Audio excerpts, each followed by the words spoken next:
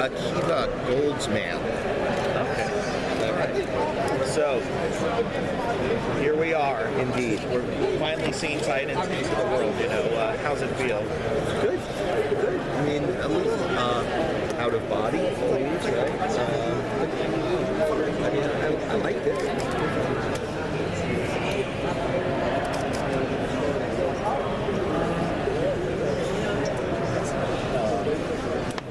Is there anything particularly you want to do with these characters to make the fans appreciate what you're doing? Is there anything in particular that you wanted to do with these characters so the fans could appreciate the characters? Or is there anything you wanted to change a little bit from what the fans use, just to, because you have the ability to do that, but still keep the core of the characters together?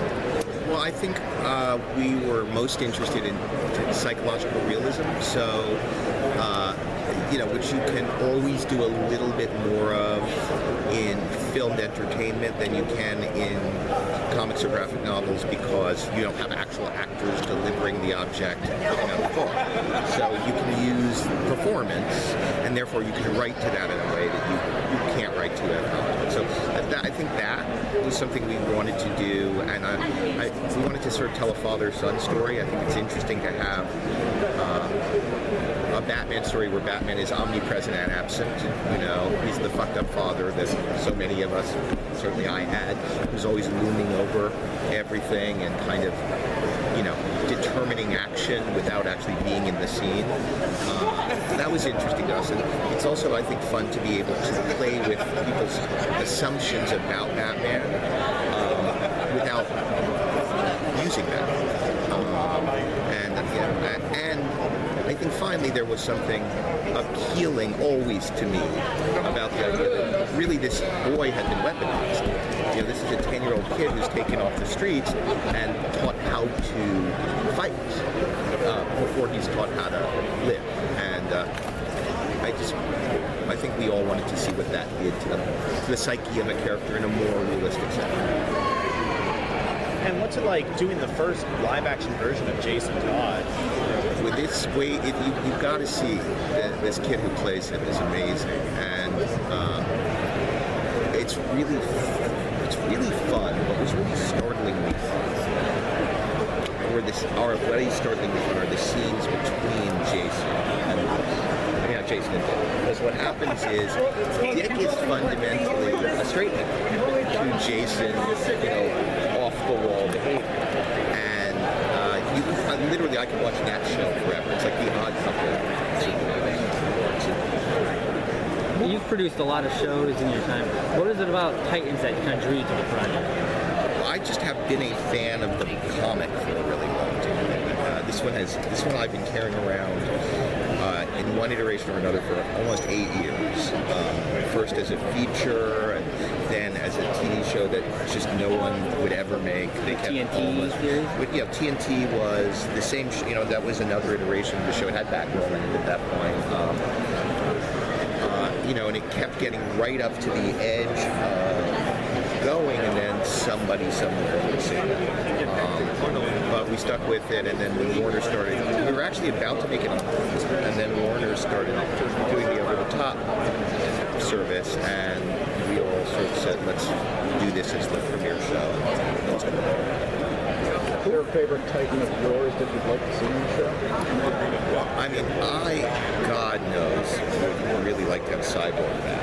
I don't know. That's like above my pay grade.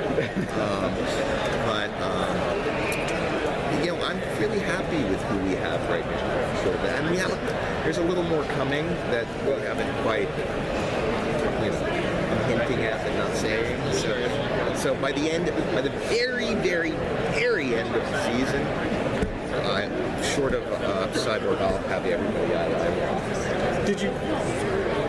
Did you find any challenges in dealing with, not just the first live-action version of these characters, but characters have been around so long? What are some challenges of trying to figure out what versions of what characters to pull in after all these years? Well, what we did is we kind of I mean, this is fundamentally the Perez Wolfman arc to begin with, right? And their versions of the characters. But what we did is we looked through the mythology to find out that which iterations had the most psychological realism. Because again, that was sort of our outcome goal, which is how do we make the people then you're just dealing with the truth of what is entertainment today, which is almost all IP based, almost all, it's no original content anymore. So fundamentally, the greatest gift is the greatest curse, which is people have expectations, right? Which means they know your thing, which is great, and they know your thing, which is terrible. One of the things that separate the Titans from, say, the Justice League is well established. The Justice League are teammates first. The Titans are family. And that's always, friends and family first, and then teammates. And that's always been like an important thing. Seen some pictures and, some clips of them together. They do look closer, so I'm kind of assuming we're going to actually see that family. So our first season is the origin of the Titans, right? Even though they're in our show, we postulate a smaller iteration early, but what we did is we want the first season to be the forming. They really are. They're just thrown together, right? And they're going to continue to bump up against each other, and certainly not all. They're not all in every episode. This is not like, and now we pick one up injury. We pick a Titan up every week. People come in and out, and by the very end, it's just the beginning, right? We just took what would typically be an origin episode and stretched it out to 12 hours. Sorry, just one more question. Was it always the plan to make this into a mature audience series? It was always very good. It actually was not. Ironically, it was not always quite as graphic violently. But what happened was the more we explored Dick's character, the more we realized that what he was wrestling with was extreme violence. That was this thing he had taken from Batman. It had taken on a life of its own inside of him. So that's really his arc. The reason for that is, his struggle is that. He is struggling with it's so interesting, because I'm mostly out of the features, right? And people, when you talk to people about it, they've seen the whole thing. Do you know what I mean? And television used to be so literally episodic that if you saw one episode, you kind of had seen the whole thing, right? If it was an episode. Now, what you're seeing is the beginning of it. It's as if you watch the first act of a movie. Do you know what I mean? And so what happens is first acts are almost always dark. At the beginning, it's when the shit hits the front. Something bad happens, and then you work your way out of it. So it's such an interesting concept. We had a similar thing. I worked on the first season of Discovery, the Star Trek show, and we had a similar thing, which is people it's so dark, and then the other oh, it's not dark. Do you know what I mean? Because you actually have to start from somewhere to heal. You actually have to have division so you can cohere.